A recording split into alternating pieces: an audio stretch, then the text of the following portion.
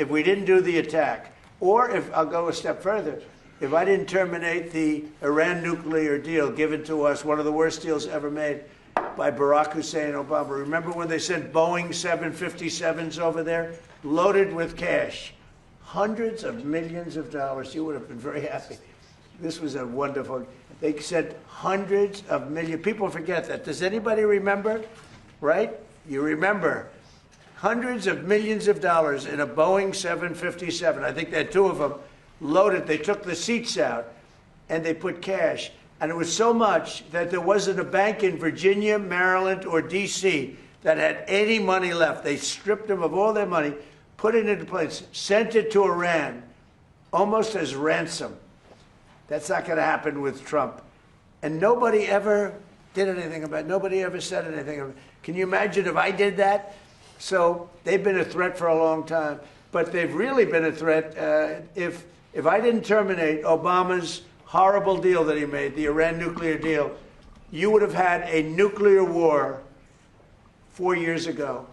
You would have had nuclear holocaust, and you would have had it again if we didn't bomb the site. So when somebody is working with us that says they didn't think Iran was a threat, we don't want those people because, and there are some people I guess that would say that, but they're not smart people or they're not savvy people. Iran was a tremendous threat.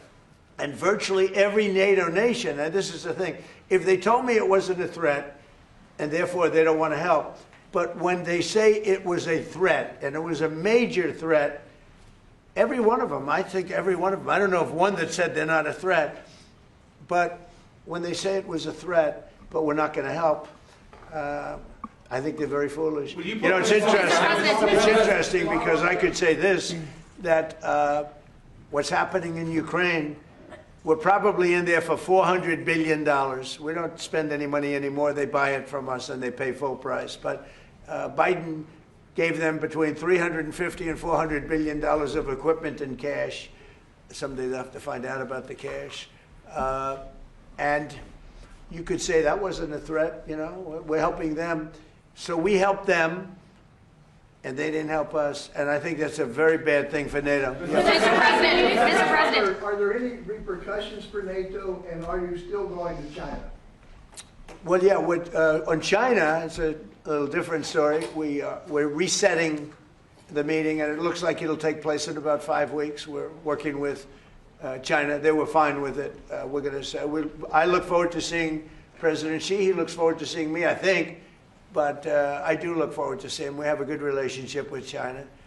China actually has become economically for us very good, as you know. It's much different than it was in the past.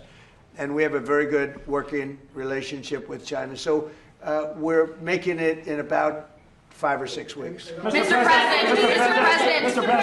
President. NATO for not supporting you on this. Any repercussions? Well, no, I just think that it's not good for a partnership when they say what you're doing is a great thing, but we're not going to help. You know, they say what you did is a great thing, but we're not going to help. Mr. President. In Iran, because the Iranian regime has told Sky News, if you put boots on the ground in Iran, it will be another Vietnam. Are you afraid of that? No, I'm not afraid of. I'm really not afraid of anything. Mr. President, are you rethinking the United States' relationship with NATO possibly getting out? Well, I'm disappointed in NATO that we spend trillions of dollars on NATO. Think of it, trillions over the years, many trillions of dollars. It's one of the reasons we have deficits and we help other countries. And when they don't help us, I mean, it's certainly something that we should think about. I don't need Congress for that decision, as you probably know. I can make that decision myself. I'd work with some very smart people.